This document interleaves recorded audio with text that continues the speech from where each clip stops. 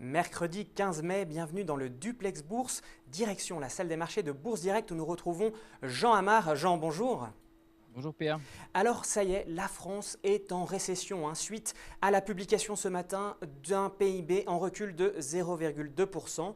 La bourse a ouvert en recul. Aujourd'hui, maintenant, nous sommes à peu près à l'équilibre. Mais véritablement, la santé économique de la zone euro inquiète les investisseurs, n'est-ce pas Jean ? Oui, effectivement, la France est officiellement rentrée en récession avec un deuxième trimestre consécutif de baisse de son PIB. La production totale est au point mort. La consommation des ménages est atone alors que l'investissement recule. Le pouvoir d'achat a baissé de 0,92 en 2012 avec des hausses d'impôts. Alors quid de 2013? On se pose énormément de questions, effectivement. Parallèlement à ça, l'économie allemande est repartie moins fort que prévu, mais de son côté échappe à la récession. Du coup, l'euro s'enfonce sous les 1,29. Malgré tout, le marché tient parce que bon, c'était un petit peu attendu. Pour les tendances, les experts interrogés s'attendent à une reprise véritable de l'économie pas avant 2015. Vous voyez, donc là, on a encore un petit peu de temps devant nous. Et alors, d'un point de vue technique, quels sont les supports que vous surveillez en ce moment à la mi-séance ? Alors le marché tient bien et restera très positif tant qu'il sera au-dessus de 3915. Les prochaines résistances à surveiller sont 3980, 4020 et à contrario, sous 3915, justement, il faudra surveiller 3880 comme zone d'alerte. Alors, du côté des valeurs, eh bien, ce sont un peu les télécoms qui sont animateurs de la séance après les publications de la veille après bourse. Bouygues est en tête, était en tête à l'ouverture. Maintenant, il est toujours en hausse sur le CAC. Malgré une annonce d'une perte de 4% de chiffre d'affaires au premier trimestre. Mais le groupe annonce maintenir son objectif pour 2013 et même annonce que la rentabilité sera supérieure à 2012. Est-ce que c'est ça en fait qui rassure les investisseurs, Jean ? Oui, en partie, bien sûr. Ce qui rassure les investisseurs, c'est que la construction et l'immobilier compensent les mauvais chiffres de la téléphonie. Le groupe, comme vous l'avez dit, est en perte de 42 millions contre un bénéfice de 35 millions d'euros l'année dernière. Le résultat d'exploitation a baissé ou a reculé de 28% et le chiffre d'affaires de 16%. Donc, concernant Bouygues, la filiale de Bouygues a recruté 20 000 clients au premier trimestre.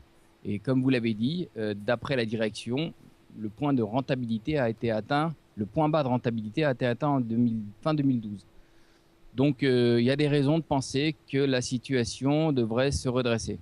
Donc, c'est pour ça que le titre se reprend.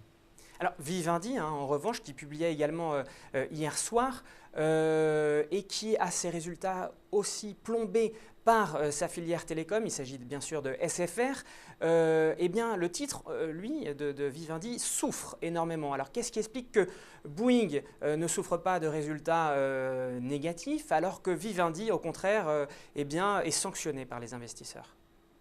Alors, l'écart avec Bouygues s'explique principalement par le manque de visibilité.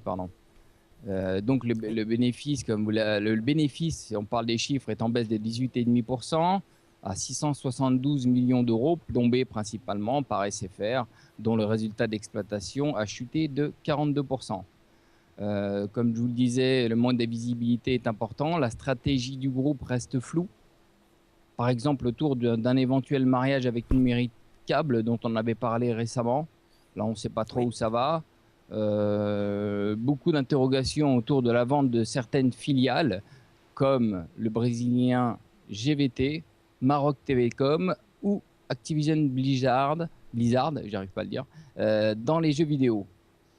Les actionnaires comptent énormément sur l'arrivée de Vincent Bolloré pour clarifier cette situation qui, en termes de stratégie, reste floue et on le voit bien, le titre le paye puisque bon, il est en hausse certes, mais il stagne.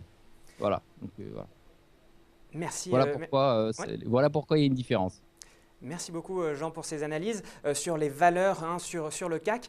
Du côté de New York, eh bien, la bourse a clôturé sur de nouveaux records.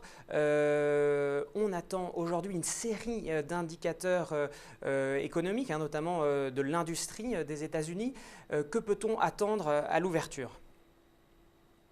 Alors, ce qu'on peut dire des marchés américains, c'est qu'il poursuit la hausse, toujours soutenu par l'abondance de liquidités, et pense que tant que la Fed soutient l'économie, les marchés monteront. Voilà. C'est un petit peu pour ça que là, on a des séries de hausses infinies sur le Dow Jones. Donc on peut Jamais s'attendre à une vu. poursuite du rallye boursier Bah, écoutez, si à on Wall prend ce Street. principe, oui, hein, bon, rien n'est écrit dans le marbre, hein, évidemment, mais évidemment, tant que la Fed soutient l'économie, on peut penser que les marchés boursiers continueront à monter.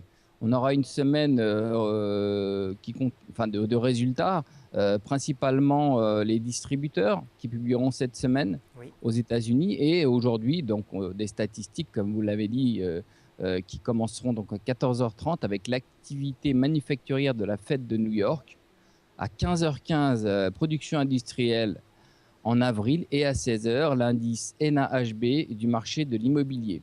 Voilà pour les chiffres d'aujourd'hui. Eh bien merci Jean de votre analyse. Bonne séance et puis à demain. Merci, à demain.